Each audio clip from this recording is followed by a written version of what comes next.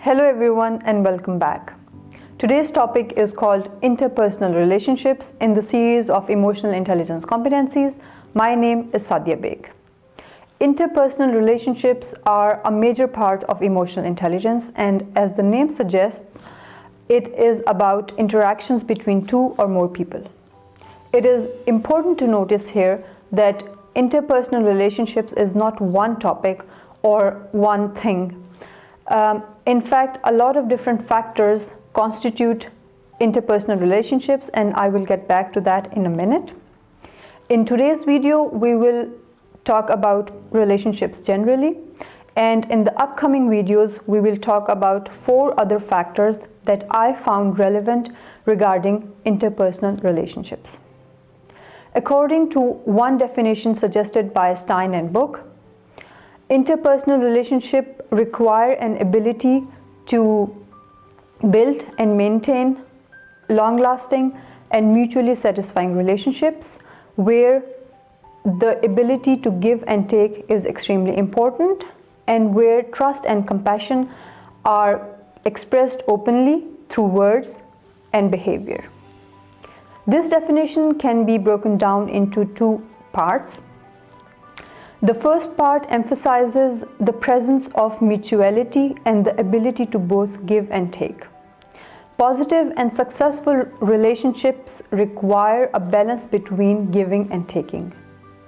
If someone is too giving, the person will be experienced by the surroundings as being weak, naive, and submissive.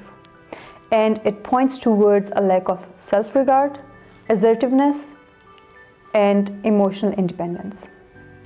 On the other hand, if someone is always focused on taking, the person will be experienced as being opportunistic, exploitive, and selfish, and even maybe a bully. This points towards a lack of empathy and assertiveness. Both these extremes lead towards an imbalanced relationship. An imbalanced relationship is the one where any of the partners feel worse off than the other, or have a constant feeling of being treated unfairly. Such a relationship has very few chances of survival over a longer period of time. The other part of the definition emphasizes presence of trust and compassion in relationships, and most importantly, its expression.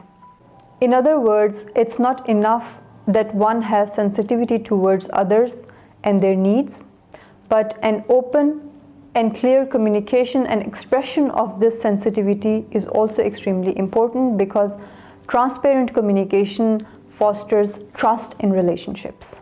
These 2 parts can be translated into various and more simple competencies that are extremely important to have if we want to cultivate positive, long-lasting, and mutually satisfying interpersonal relationships.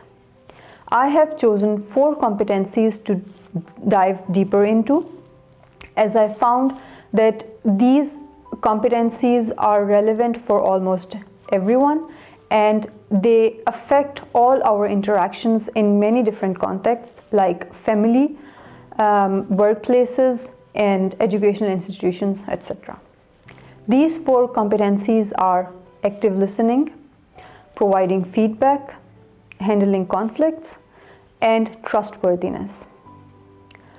Providing feedback and active listening are an essential part of interpersonal communication. We have already touched upon communication when we explored empathy and assertiveness. Now we will have a specific focus on listening and providing positive, constructive feedback that is crucial in building and maintaining meaningful relationships. Next time, I will see you with the topic of active listening.